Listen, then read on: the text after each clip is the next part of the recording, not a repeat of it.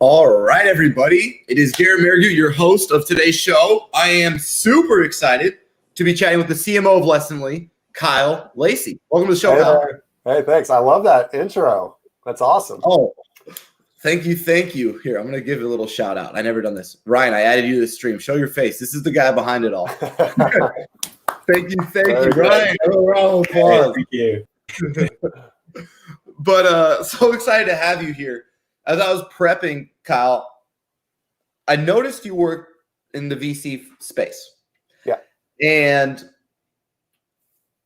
I work in SaaS, and one of the assumptions I have, and I want you to kind of get your feedback on this, is working in SaaS is really fun and really hard because all of us are taking somebody else's money, trying to spend it as well and quickly as possible to get more of someone else's money.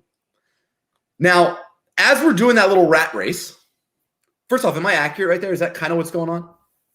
Yeah, I'd say it's accurate. I would say that, there's definitely differing levels of that, right? But yeah, it's close for sure. Right. Just like someone gives you a bunch of money, they want X amount of growth. Once you get it, you get more money to try to get more growth, right? And it's kind of this like chasing the carrot. What don't we know about how VCs though think about marketing? So how is a VC firm, right, when they give a CMO a bag, what are they really thinking? Like what's actually in their mind? And then I guess, what do we think they're thinking? Like what's our biggest false hypothesis when we get VC money that we think as marketers versus what they actually think? Like what's the biggest gap? I think the biggest misconception is that all VCs want exponential growth at all costs. And that's actually that's not true. Yeah. I think that smart VCs understand the way to smart growth and the way to figure out product market fit and scale. It really depends on what stage you are too. Like seed and Series A and Series B are going to be a little bit different than D, E, F rounds, debt rounds, stuff like that. So, I think that's probably the number one misconception is that by giving you money, they are expecting scale at all costs. At all costs. Yeah, they're expecting growth. Right, like you don't take money and grow like 10%, right? Yeah. So that's what I say. Now, people like Rand Fishkin, the base camp guys, they love to play like VC is legitimately like Satan's spawn.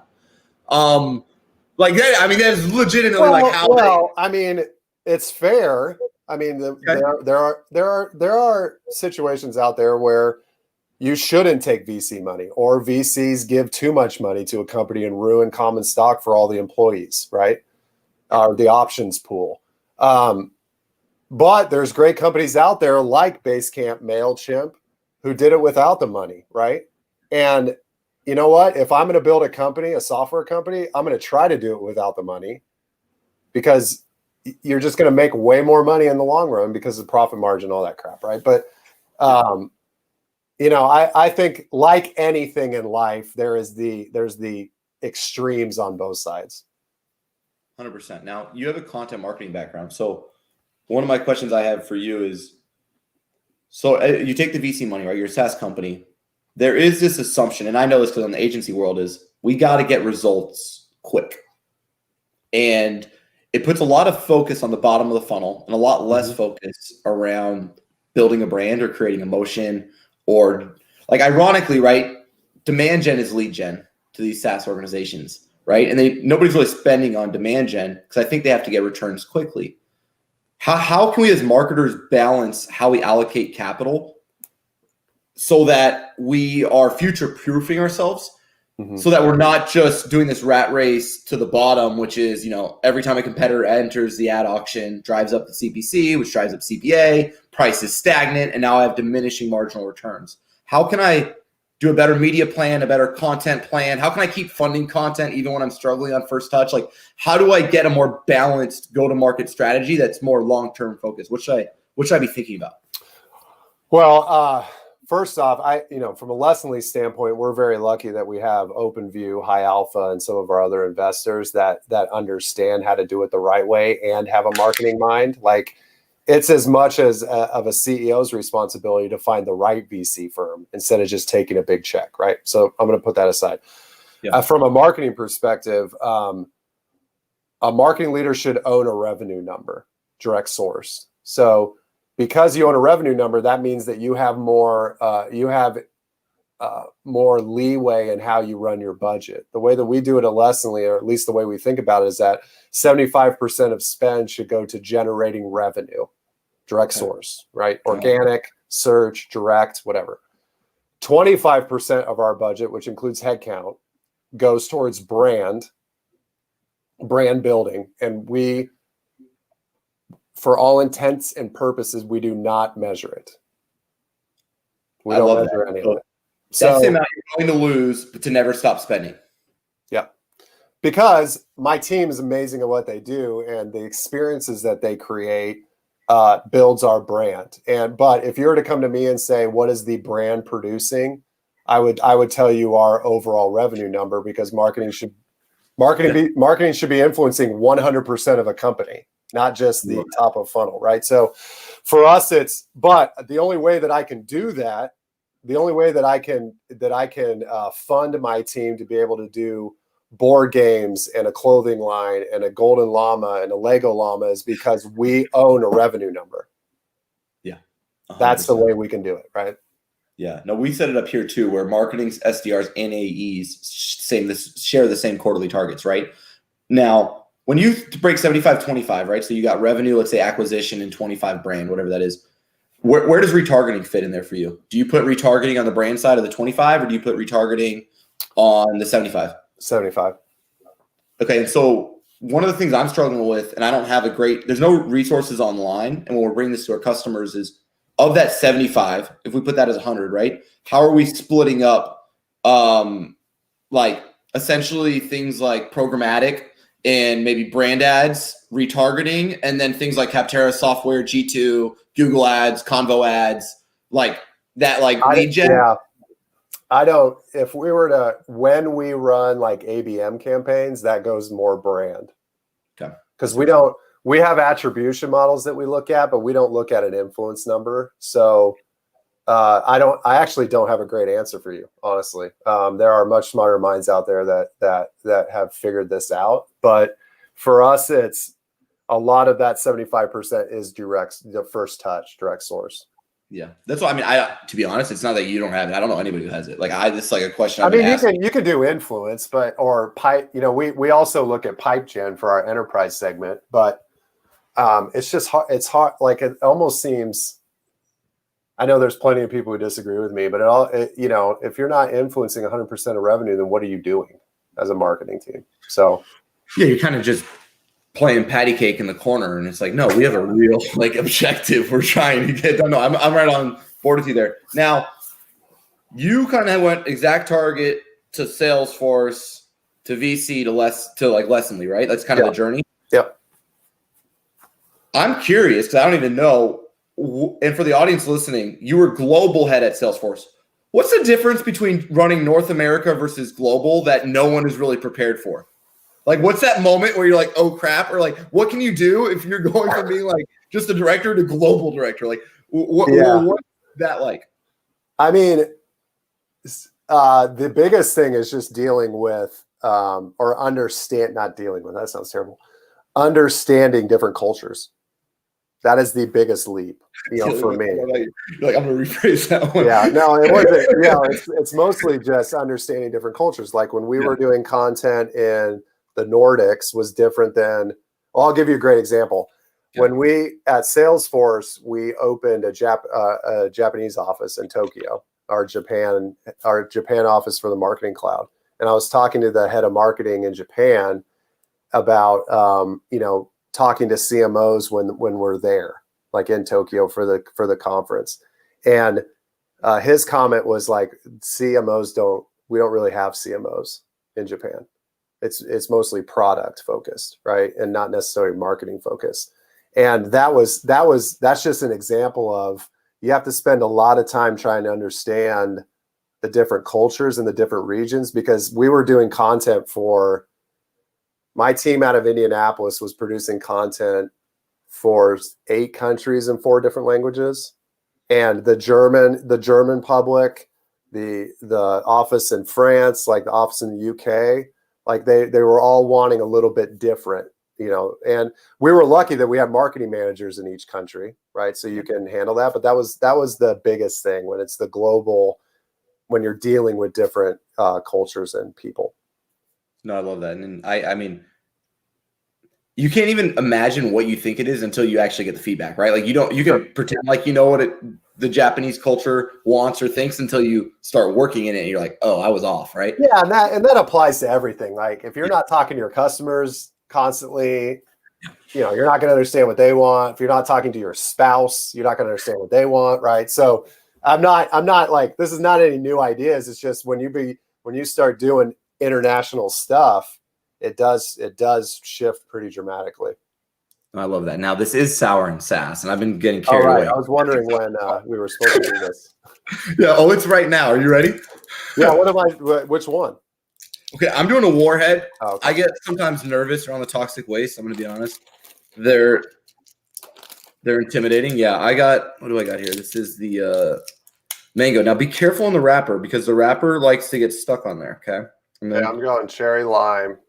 Heck yeah, I've got. Did you know there's natural flavors in this? Which I did not know. You're not going to taste a lot of natural, man. I'll tell you right now. That's marketing. Yeah, that's definitely marketing. All right, let's see what I got. Now, Lessonly, I wouldn't say is a completely mature organization compared to like Salesforce. What's it like doing marketing for someone at that market cap, at that market share?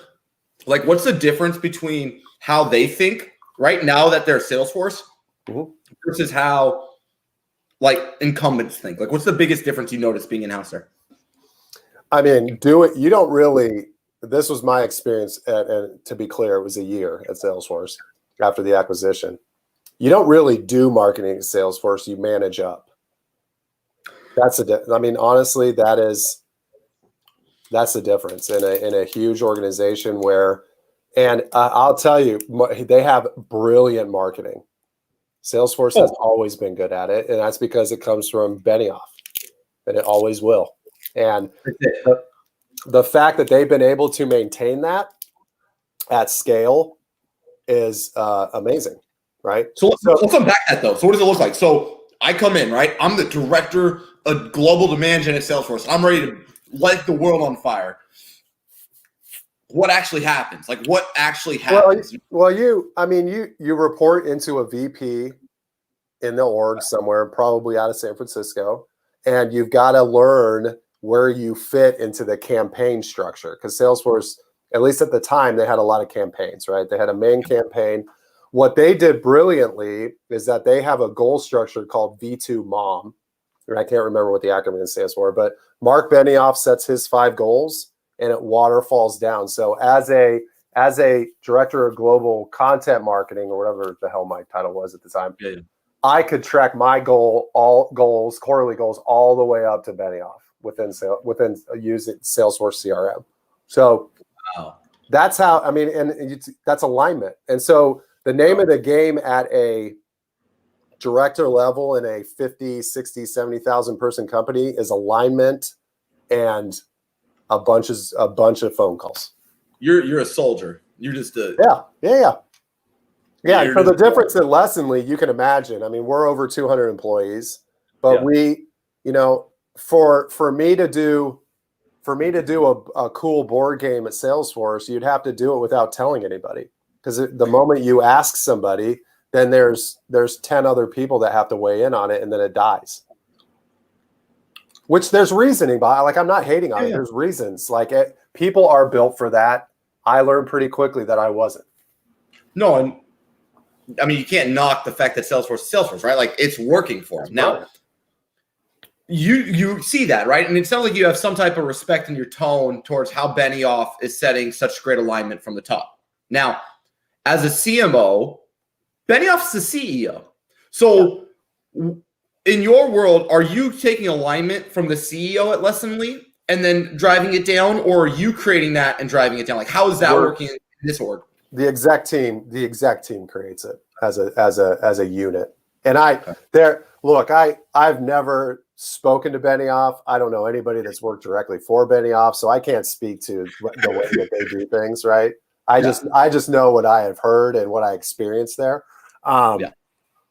So yeah, for us, there's the exec team creates company objectives, and then it's a waterfall effect to the rest of the teams to make sure that everybody's aligned. And we do it in any way possible to make sure that people are on the same page. I love that. Now, with alignment and all these things, I kind of find there's in my career, there's two ways that I've managed. And when I had junior level people and new people, it was always about limiting their floor, like trying to raise their floor. Mm-hmm. And then as I've started to work with more talented and experienced people, it's all about trying to raise their ceiling. And I want them bringing me ideas that are aligned with our vision and that are financially viable, strategically aligned. How are you encouraging ideation, like, the subject, the puzzle pieces that you're talking about, and the games and all these new, the clothing line? Is that coming from you? Is that coming from the bottom? And then how are you encouraging those new ideas? Like, what's that like? Well, first thing is if you allow the team to think creatively outside of what revenue it will produce, they'll come up with great ideas. I'm a huge fan of Rory Sutherland, who's the chairman of Ogilvy, and he wrote a book called Alchemy. Mm-hmm. And it's about irrational thinking. And it's the idea that you have to marry data with irrationality in order to be creative. And so for me, it's, hey, if you want to do a board game, we're not going to have a retro to tell whether or not that board game drove revenue. Because if you start with revenue gen and demand gen, it's harder for creatives to be creative. Yeah, you get an ebook and a webinar. I mean, the playbook's pretty consistent, right? But there's time and a place for those things, right? Like we have a squad that's called Inbound for the Winbound, and it's a CRO team, and they do click rate optimization tests all day long. That's more like, hey, this button moved when somebody scrolled over it, and form fills increased by 200%, that type of stuff. So I think you have the tinkering, the granular type, and then you've got the brainstorming, high-end creative stuff that you've got to balance as much as possible. But the only way that I can balance that and give our brand team the ability to create cool stuff like our book that we came out with 2 years ago that was all done in-house is if you own a revenue number. Because we don't want, I see what you're saying, right? So that we have to own a revenue number. So our ideas are still tied to an overarching thing, but not maybe a specific thing. Is that what we're saying? Like if Leslie wasn't, if we weren't hitting our net new business number, then we would probably back off some of the brand stuff, right?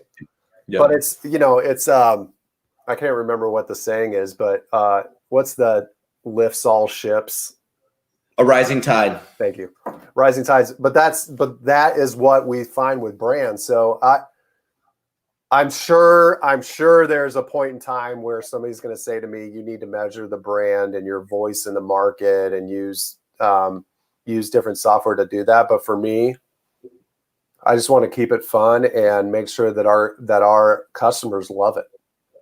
I do a salary test interview. So, I mean, you're talking to the guy, right? Like, I have no clue. Like, I get it. I'm right there with you. Now, what I struggled with, and I'm so curious how you've tackled this, because you're doing a lot of what I'm trying to do in the sense of like creative ideas, brand, elevate, and just do it because in our heart of hearts, we know people like to work with companies that do cool marketing, right? Like, It's kind of just as simple as that, right? Like, how do you balance the ongoing needs though of RevGen with the creativity and one-offness of campaigns with a small team, right? Like I got guys like Brian who you met before the show, and he's trying to hit all his OKRs and his KPIs every month, and a lot of it's this ongoing maintenance, right? You got to produce the show, you got to manage the show. Yeah. If I were to throw a creative idea at him, I'd have to take away something of my ongoing that's more revenue focused. How do you balance that? Are you just adding headcount? Like, what's the cultural way of doing that?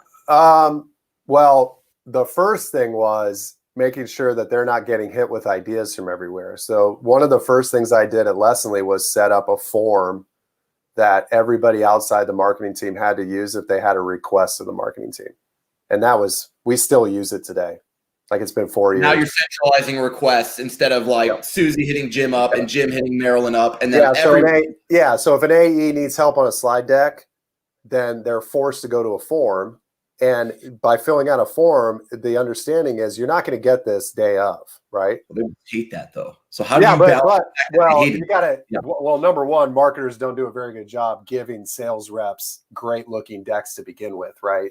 So anyway, so number one is give your creative team a empathetic way to say no to other teammates, right? Yeah. Hey, thanks. I would love to help you on this, but go fill out the form. That form fill goes into Monday.com, and we use Monday.com to manage our weekly, monthly, quarterly production schedules. Okay. The goal is that you have 6 months planned in advance, which we're just now doing as a team. We were doing quarterly, which if you think about quarterly, it's really hard to get ahead of anything if you're spending the first month doing the stuff and then the last 2 months actually implementing it. So for us, we have a team that focuses on demand gen. We have an inbound team. Yeah. We have an outbound team, which is the BDRs and SDRs, which report into marketing. And then we have an experience/customer team. Okay. And that experience/customer team has the designers, and the web dev, and they're not necessarily tied to a revenue number. Yeah. So and it's that 75-25 thing. And there's no reason why I made it 75-25. Honestly, we just picked 75-25. I know somebody's probably going to ask that. It could be 80-20. It could be 70-30. Whatever. But you're only going one way though, and I like that. What you are still saying is you need to take a significant amount of your budget and invest creatively in improving brand affinity, brand awareness, and some type of something that's cool. Well, right? Hire somebody. Hire a junior designer, and we got so lucky. We have 2 designers that we hired out of school, and they are the best designers I've ever worked with. Helen Gardner and Anna Oakes. Shout out. You hire somebody that's not going to tell you to send a Yeti to a customer. Like I don't need a blanket. Like I want to be inspired. Marketing needs to inspire, right? And I don't need another cup. Yeah. Like I got enough cups. Salesforce gave me enough cups. Most execs get enough swag in their first job. Oh yeah, so it lasts a lifetime. We could donate our swag and to be clear, we have really cool Yetis that we send, but it's part of an experience, right? It's part of like a cooking class or a wine tasting or a whiskey tasting or an experience. And I don't care the amount of money you spend on it. I care that it is inspired, that it's not just another webinar that I'm going to go to sit and listen to somebody. Yeah, no, you're speaking my. And I'm hating on myself as well because we also do webinars and there people go to it, but it's like this, right? So much. Yeah, it's like this. It's like what Dooley does with their hot sauce challenge, which was terrible. We just got Dooley, by the way, actually as a client. Isn't that crazy? Yeah. Well, that's awesome. And I was on that hot sauce challenge, and but it's a brilliant idea. Yeah. No, I love it. No. Anyway, I could. Yeah. Are you ready? Wait, are you doing a toxic waste? I'm doing another warhead. You want to do a toxic waste? I'll do a toxic waste. This is, we'll do a toxic waste. This has no natural flavors. It only says it's artificially flavored. Oh my God, this one's sour. Yeah, nice. I don't know what's going on here, man. But some of them are so much sour than the other ones. Okay, so one of the things I've noticed is I was a lot more hands-on. I'm sure you went through this. Like, as you went up in your career, I used to know everything, man. I was in there. I knew all my KPIs. I knew everything going on in my Google Ads account, my LinkedIn, my organic. I don't really know like I used to know. When I was in it, I'm focusing a lot on the operations, on product, on sales. And then I kind of really trust my marketing team but it's sometimes hard for me to know at a high level exactly how they're performing, and I don't think I'm the only one. So how do you at Lessonly know what's going on in the weeds enough to interpret what you're looking at, and then what are you looking at? Like how are you balancing that? Sure.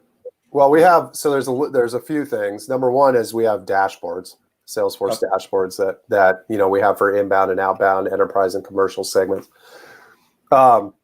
We meet every week as an SDR team and as a brand and demand team to go through projects and numbers and all that stuff. And then the marketing, sales, and CX leaders, so all the revenue generating leaders, meet once a week in a funnel and pipeline meeting to go through everything that's happening in our demand and our net new revenue and expansion revenue. So the hard part for me is that I have a hard time remembering numbers in general. So I've got to have those dashboards. But when you're meeting weekly on things, it's easier to be aligned. Can I ask a question on the weekly, right? One of the things I noticed, are you in that meeting with the 3 directors that are beneath you? Yeah. If you're not in that meeting, what I've noticed is peer level directors are like the Spider-Man meme. If nobody has authority, so they're all kind of just like pointing at each other, and the other one's pointing at each other, and then they come to you and they subtly say things like, "Hey, Kyle, so I kind of noticed one of the stages in the pipeline, we're kind of having a drop off here. Have you noticed that?" And it's obviously someone else's. Like, who do you give authority to so that you can keep the pace amongst the directors, or are they all peers? Do you see what I'm saying? We don't. It's few and far between when a C-level exec has to be a tiebreaker at Lessonly. And I think a lot of it just has to do with the way we talk about sharing before ready and nonviolent communication and having clarity and empathy, and it's part of our culture. So there are very few times where we have to come in and say, "Well, I'm deciding what we're gonna do because you guys can't figure it out." I can maybe think of one time in 4 years. Wow, where I've had to deal with it. No, I love that. So, based on then all the stuff you've learned, I guess my closing question is: what do you think's key as CMO to create a culture where people feel creative but also accountable, right? Because like you said earlier, that is a hard thing you're juggling, right? Yeah. Which is like, we own a revenue number, but we're not going to specifically tie everything to it. Like, that is actually a little bit of like mental gymnastics, I could imagine, for people sometimes when they're thinking about time allocation, right? Like, okay, I got to hit this revenue number. Yeah. But you know what I'm saying? It's a little, so how any learnings for some of us who might want to pursue a similar approach, and maybe avoid some of the pitfalls you probably went through initially trying to craft this idea of overall revenue, but not specifically to moments? Yeah, I think the number one thing that I learned, and we're still not great at this, and my team called us out on me out on this yesterday, is doing retros. I am so focused on idea generation and the start of the idea and pushing it forward that we don't sit back a lot of times and say, actually, like, what happened. Yeah, us C guys, we're a what next kind of person, right? Like, what's next, right? And you're just like, yeah, baby, that was good. What's next? Yeah. And we might miss that feedback loop. So you're saying stay more consistent with a feedback loop so you can, right? You launch a campaign with an initial hypothesis. Yep. The campaign ends. We evaluate how do we perform on the initial hypothesis, and that creates a feedback loop for the next campaign. It's theoretically, right? Yeah, that's theoretically. You've got to balance it because, if you have, let's say you had a webinar and your goal was 200 people on it, but only 50 showed up, but 3 of those people were from your top 3 accounts. Like, that's why retros is so important, because if you just look at that core number where 50 out of 300 showed up, then you're going to chalk it up to be a fail. But then you look in and you think, oh, American Express, Visa, and MasterCard all showed up. So I don't care if 300 people. So for me, it's a balance between scale and volume to very tactical marketing. So it's the difference between Gong building a 1 million person subscriber list to us doing a 16-person wine tasting. The mistake that I made was that we didn't move fast enough on building that distribution list. And if Udi were on here from Gong, yep, I don't think he saved the message, but I pretty much said we don't care about building a database like 2 years ago. And I went back to him 6 months ago and said, man, I should have never said that. Well, because it's hard for you to amplify your creativity and monetize your ideas because I have the same problem, right? Like I only have 65 or something accounts.